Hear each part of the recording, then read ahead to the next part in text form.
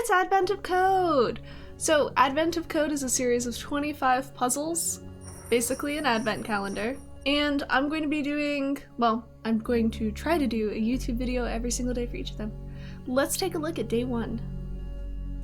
After saving Christmas 5 years in a row, you've decided to take a vacation at a nice resort on a tropical island. Surely Christmas will go on without you.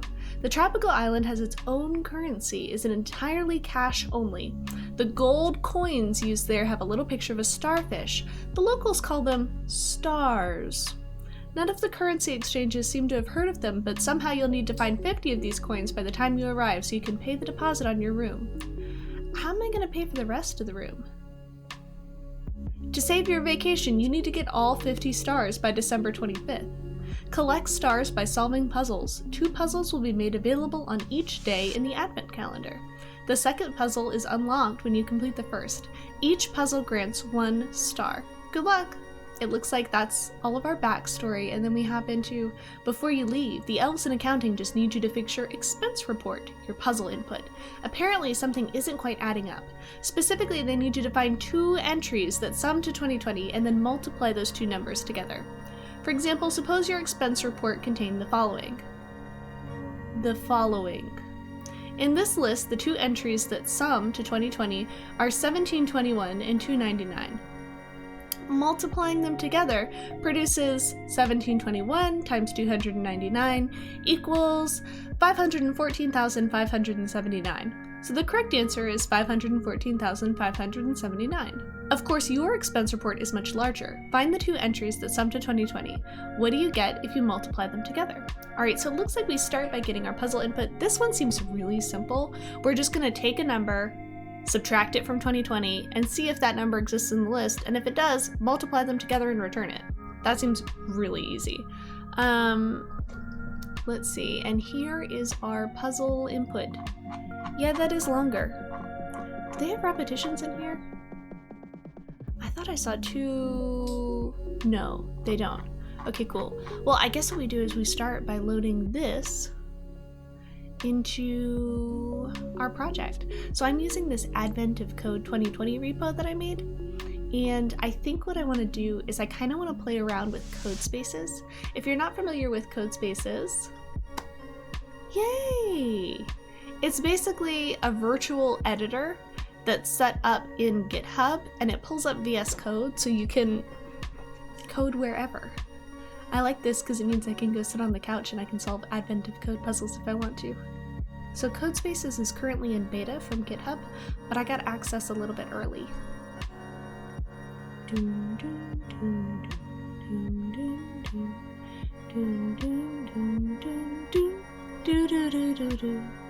Here we go, and now it's all loaded. You can even have extensions and things like that in here. So like I've got my Horizon theme extension, which makes me happy. So I'm gonna go to inputs, I'm gonna create a new file, and this is gonna be day_1.txt. Beautiful. Yes, create that. And then I can just come over here, Control A, Control C, Control V, and save it. Then over here in solutions, what I want to do is I want to create a new solution, and I'll explain how all of this connects as we start to actually use it. Right now, just stick with me for a minute. So this right here is my input file. So my input file is always going to be a perfect match of this input file. Then what I do is I create a solution file. So for example, for day 0, hi Pearl. So for example, for day 0, I just have like this run that I call on it, and it prints whatever was in the file. And that's because that was my sample to like test out how this could work. Now what I do is I do day 1, self.run, and I'd pull in day 1. How I'm going to run these, hang on, I also need to create a solution, or a spec. I got everything all set up. So I like using RSpec. You don't have to use it with Rails, you can use it with just Ruby. But the reason I like this is because we'll be able to test out some of those like early inputs and outputs and things like that. Alright, so this right here is my runner. And what it does is it just asks me what day I'd like to run. It capitalizes the day, and then it pulls back whatever this day 1 to whatever is, and then outputs it. And the reason that I kind of want it to be wrapped like this is so I can easily call the solutions and results of each of these. So for my day 1 spec, we're just going to do rspec.describe. And we're going to describe day 1, do, end. I like it. Do I have to import anything? I bet I do. I do. I like having all that stuff pre-prepared because then it means I can just copy paste. Okay, so we've got day 1 in here. I'm gonna make my subject. Well, yeah, let's make our subject. Subject. Hang on. Now I remember what I'm supposed to be doing. I'm supposed to be describing run, I think. Although now that I think about it, what I really want to do is I want to be able to pass inputs to these. So maybe I need like a def initialize that takes like an array of numbers. So I'll just say input. And we can keep this simple. And I'll just come in here and I'll be like at, I don't know, numbers equals input. And let's make like a process. And then all I'm gonna do here is I'm gonna do something like at numbers, and that's gonna be my output. At numbers dot first. How about that? So I'm writing invalid code here, but what I want to do is I want this to, hold on, is this self? No, it is initialize. Okay. I'm getting all flustered now.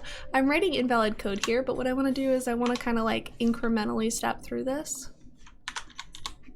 and get to a point where we're giving ourselves the right answer. So if I come over here and I add this subject back in, this one is going to be day1.new, and we'll pass in our input here. Yeah, and then we'll call .process on it. Now what is our input going to be? Let's make our first input context sample1. And there's only one sample today, right? Which is this one, because it's pretty straightforward. So this is sample 1, so we're gonna say let input, add our little curly braces, Control V. Let's make these an array. Which means that when I create my input and I take it out of the file, it needs to be an array. I think that's reasonable to say like, hey, I need this to be an array of numbers.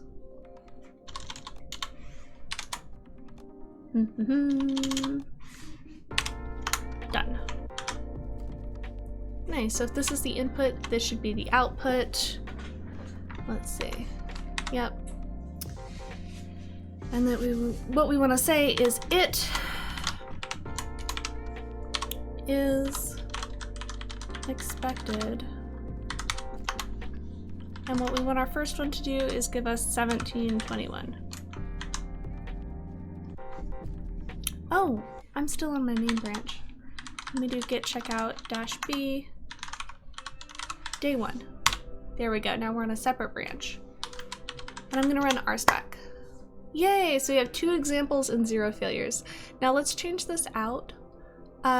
We know what the correct answer is, right? It's 1721 and 299, and then the final answer is 514, 579. So let's just start with 1721, right? So if I come in here, oh, that is the first one. Okay, well then let's do 299. And what that's going to tell me is that I'm pulling the correct value. Although it doesn't really tell me that. I'm kind of thinking about this. So I think what I do is something like numbers each due end. And this would be like number. And what I do is something like 2020 minus number. And this would be something like, let me think. What am I looking for here? Pair, I think. Because we're looking for a pair of numbers. And then I would say at numbers dot find pair? I think it's something like that. Let me look at my Ruby array methods. I'm sure there's something that's like contains or includes. Oh, isn't it includes? Numbers dot include pair. I think that's what it is. And what I'd do is I'd return pair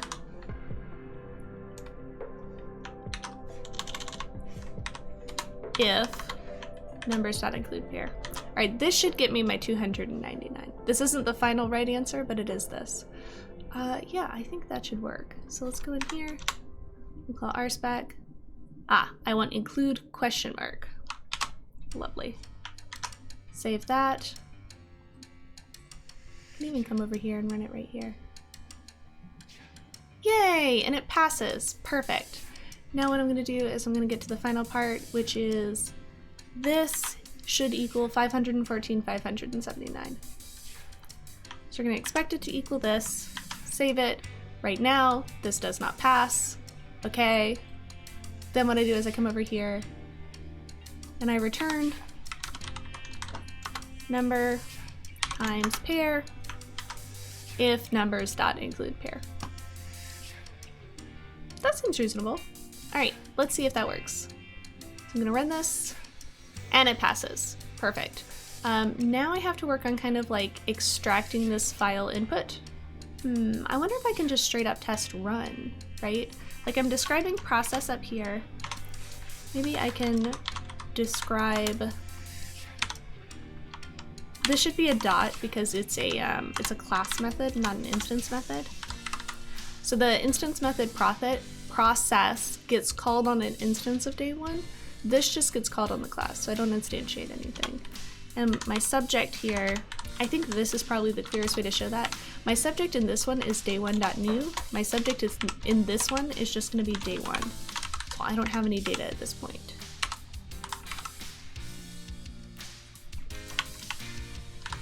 Expect. I need my it block. It calls process on an, what am I looking for? It calls process on an array of numbers. And yeah, and what I do is I just call subject and I'd see where it fails. What? Oh, I don't have any expects from this. But does it run? Like, what does it return? Okay, let's try this. I'm gonna call Ruby advent of code. Oh, hang on, these are underscores. Yeah, so we have Ruby advent of code .rb. What day would you like to run? I'd like to run day one. That does not seem right. It definitely returned something. Oh, I don't call process yet. I'm just returning file. All right, day one dot new file. Now it'll break. Let's break it in rspec. What? That just ran? I'd like to run day one. I did not call process yet. Here we go. Now we've got it. Day1.new, we pass in the file and we call process. I would like to run day one. Yay! Things broke. Undefined method each for string. Beautiful. Beautiful. That's what I wanted. That's all I really wanted. Let's see. This says it's a string. So what if I do file dot split? I'm just going to theorize about what exactly this string contains. I'm betting it contains everything with the new lines.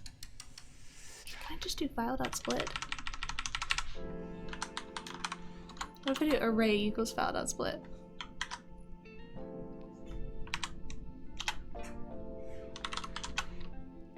I'm supposed to be doing this with RSpec. Undefined method each for string. Okay, so right now my input is being string. Being a string. Do I have bybug? I bet I don't. I don't have any gems. Let's see. I'm gonna go ahead and put in a binding.pry because I like those. They make me happy. I'm gonna go to my gem file. There's my gem RSpec. Gem. I think it's called... No, it's called pry. That's what it's called. Let's see. And what we'll do is we'll bundle install.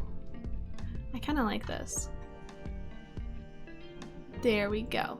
Beautiful. And if I come over here and I drop into this and a binding.pry, I can now, through RSpec, call this undefined method pry.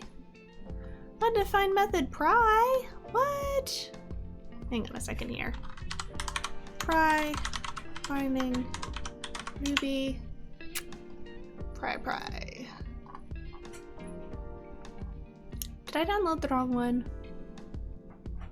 Gem pry, gem install pry, done with that. Pry.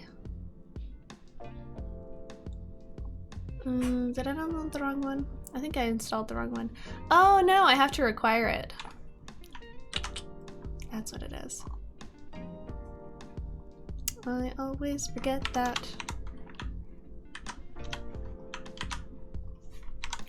Because Rails does it automatically for me. Alright, here we go. What is file right now? Okay. And what is file.split? That splits correctly. Yep, I see it now. I can hear you. I can hear you screaming. I never swapped this out for that. Also, I'm gonna do a .map. I'm gonna do, and what this basically does is it calls a method on everything. Because I can't help but notice that these are all strings and they need to be numbers, so I can subtract them.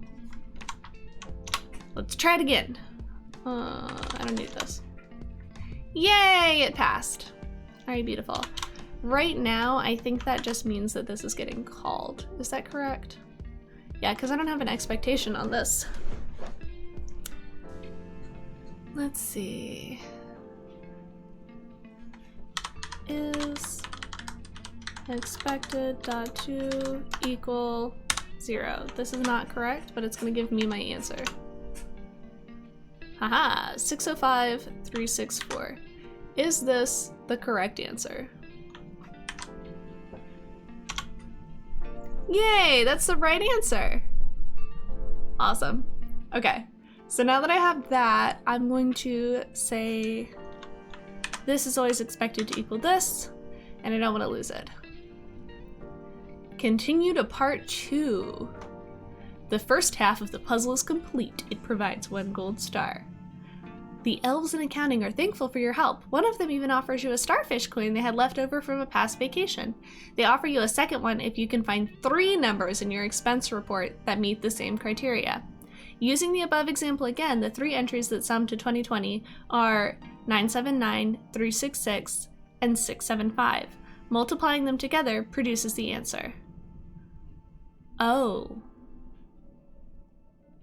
That's an interesting one. All right, well, I think what I want to do now, that's an interesting one. See, this first one I can just do, hey, you're a pair if this number minus this number equals this. Now what I have to do though is I have to say for each one hey, is there a number that meets all three of these? And I have to exclude the current number from the list because it has to be a different number. All right, that's interesting. Okay, the other thing that I have to do up here is I have to say input pairs, or well, let's call them a set, because there's a part 1 and there's a part 2. I didn't account for this in my I should have accounted for this, but I didn't think about it. I need to pass in a second param basically. Let's see. Advent of code. Yes, this is going to be day.run. Can I run like part 1 and then part 2 and return them both? Is that reasonable? I don't want to lose my like first part of the day answers. Like I want to keep both of them. Okay, so what day would you like to run?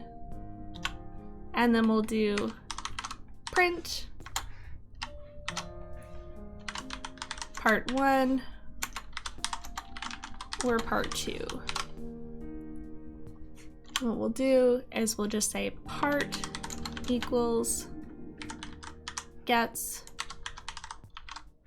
strip, and we'll make this a parameter on run. That feels reasonable. That feels very reasonable. Because then what I do over here is I just say day 1 run part. Then I do a context block here, and this context is with part 2, when part 2. When part 2, or no, when part 1. Do. And tap that in. Aha. Let's see, and we have this input, comma, part. What did I call this? I called this set. Let's see, so this is gonna be run. Run now accepts a part. You're gonna call process. Let's see, and you're gonna call, ooh, we don't need to pass anything into that. We just need to pass it into this. And set equals set. Yeah, because then what I do is I just pass this here, leave that. This becomes a comma space. And what we do is we say, let's see, set equals part equal 1, 2, or 3.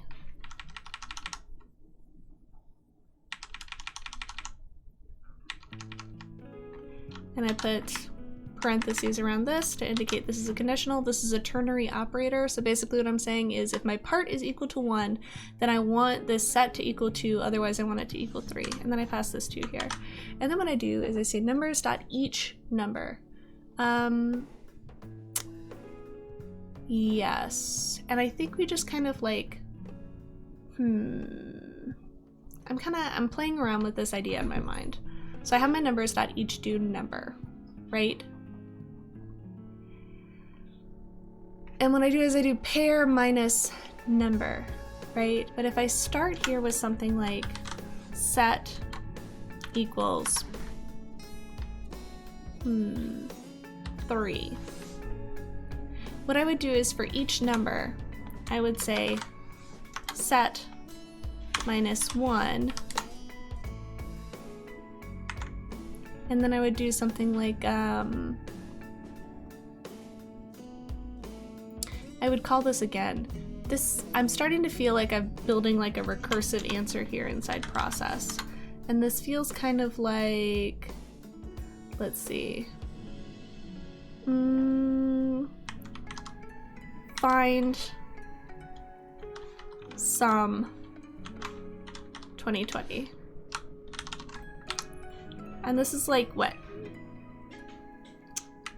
Num remaining end. And then we would say at numbers.each do number. we can't repeat is the only challenge, right? Like we can't have 3 that are all the same number. But we can't remove things from numbers either. And what I would do is I would say find sum 2020. 2020. And we would say like if num remaining. Ooh, okay, I feel like I'm getting somewhere here. So if number remaining and what's the other number that I'm looking for? I'm also looking for total remaining, right? So if my num remaining is equal to 1 and my number is equal to total remaining. Ooh. Return number. Because at this point, yeah, I think I'm starting to get something here. So when I call this, I can do like this find sum 2020. I can do find sum. And I can say, hey, I am looking for 3 numbers. And I am looking for 3 numbers that sum to 2020. That said. Right? And inside this, return number if num equals total remaining. Okay, what if it doesn't? Right? Yeah, what do we do when there's 2 numbers? I think when there's 2 numbers. Find sum 2020. We would say total remaining minus my current number.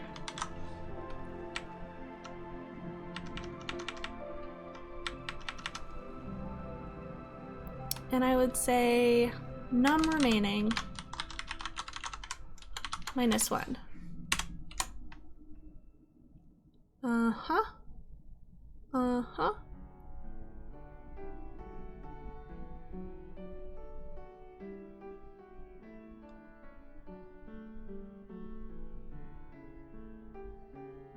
Okay, I'm picturing this. I'm calling find sum. I go through each number. I return number if num remaining equals 1 and number equals total remaining. Otherwise I call find sum 2020. What I do is I say for this number, give me this.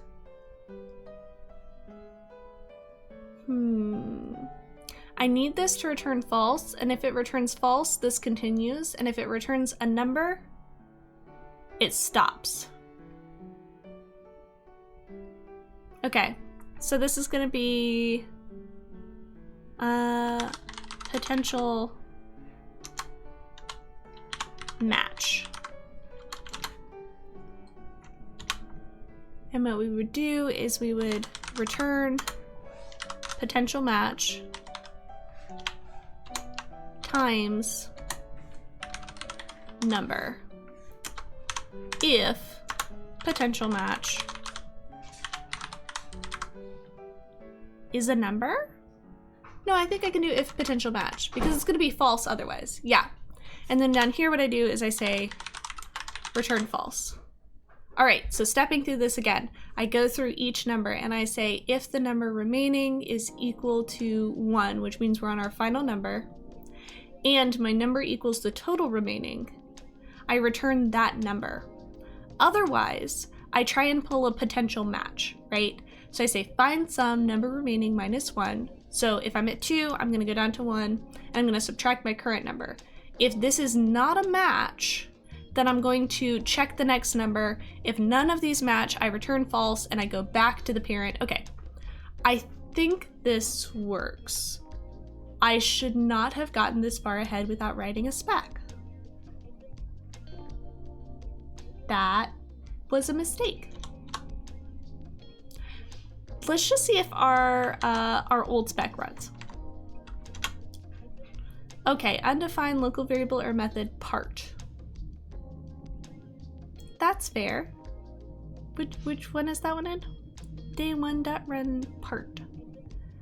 Day1.run part. Set equals part. Part. Oh, this is a problem in my gem file, or in my spec file. Yeah. All right, so we're gonna do let part. Gonna add my curly braces, and right here I'm gonna put a 1. That makes sense. Yeah. Sample 1, let part 1. Yes. Subject day1.run part. When part 1. Let part equal 1. All right, so let's run this. Undefined method find sum 2020. That's right, I did rename this. Where's find sum 2020? Here it is. Haha! Find sum.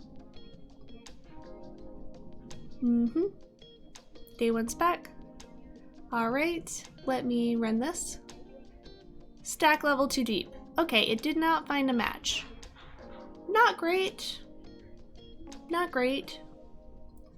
Let me do a nice little binding.pry right here. Yay. I can't pry from here, so we're gonna do rspec. All right, so this is this. What is my number? My number is 1933. That makes sense. And what is my total remaining? 2020. And my num remaining. 2. I'm just gonna call one of these. I'm gonna copy relative path. You know what, let's even do process, right?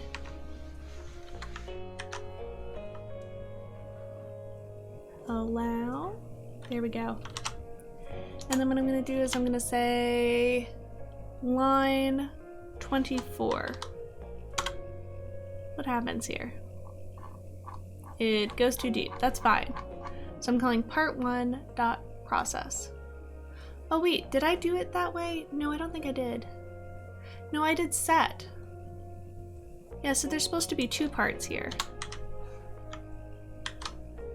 And this is set.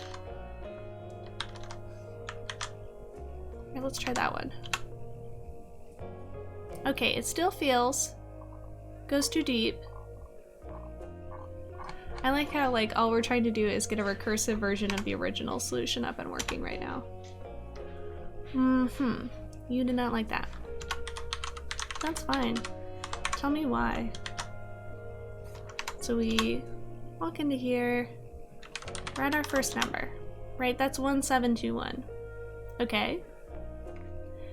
That also num remaining 2. That makes sense. Total remaining 2020. That makes sense. Now if I look at total remaining minus number, this should be 299, which it is. And if I do num remaining minus 1, that should be 1. So if I find a 299, which would be number equals total rating, then I should be able to find this. Oh, I think I figured it out. So right now I'm doing find sum, but if number remaining is equal to 1, then we can't find sum again.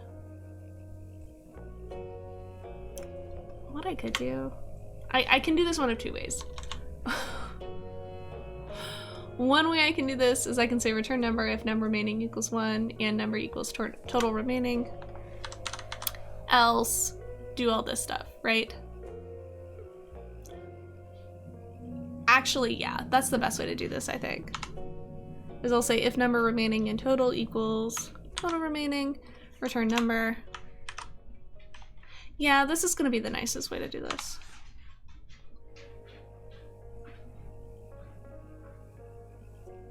else do this.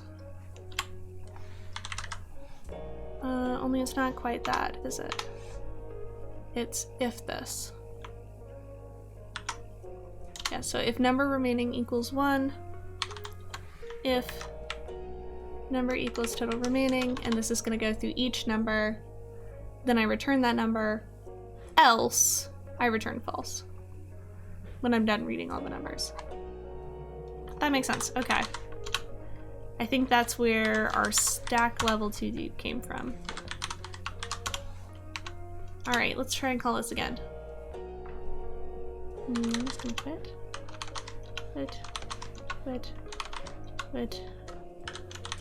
exit. Yay! It passes! Alright, 1 example, 0 failures. So it looks like that was the actual problem. Nice. So I can save this. Take this off, and I'm gonna run my entire day 1 spec, and it passes. So if I come into here, and I say, hey, here's my describe run, day 1 part, when part 1, do this. I'm gonna establish another context, and that's gonna be when part 2.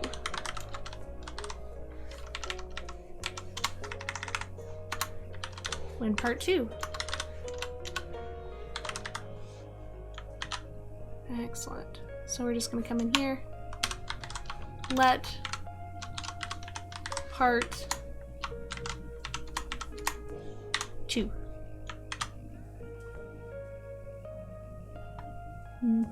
Context sample 1. Context. Let's call this sample 2.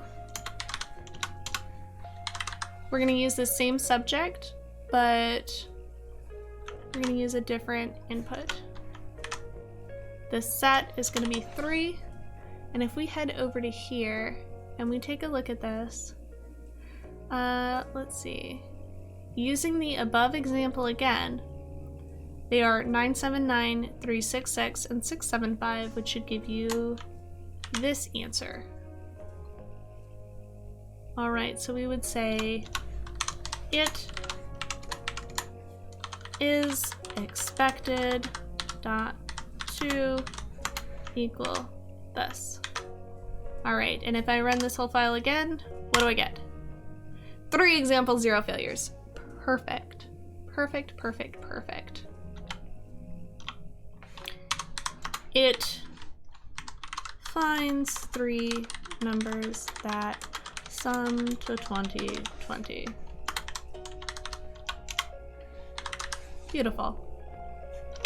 And we'll say is expected dot to equal 0, and that's gonna fail. And then what we're gonna do, you know, this is actually really easy to run as a spec. I might not run this through the little runner that I made anymore, because this is just really easy to call. Wait, that doesn't feel right. This is supposed to be 3 numbers that sum to this. Why would they be the same sum? This is part 2. That doesn't look right. Hang on a second. If I look at day 1, and I look at this, if part equals 1, return 2, else return 3. When part 2,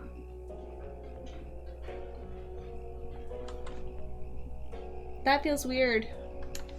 That feels very weird. These should not be the same numbers.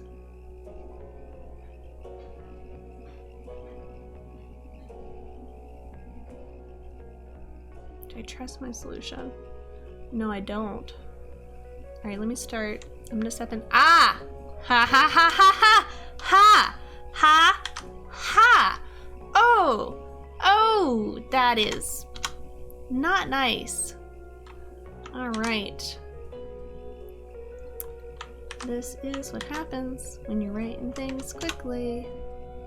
There we go. For example, 0 failures. So if I copy this and I head over here and drop this in and I submit it, hey, we have completed day 1. All right, I'll see y'all next time. Bye.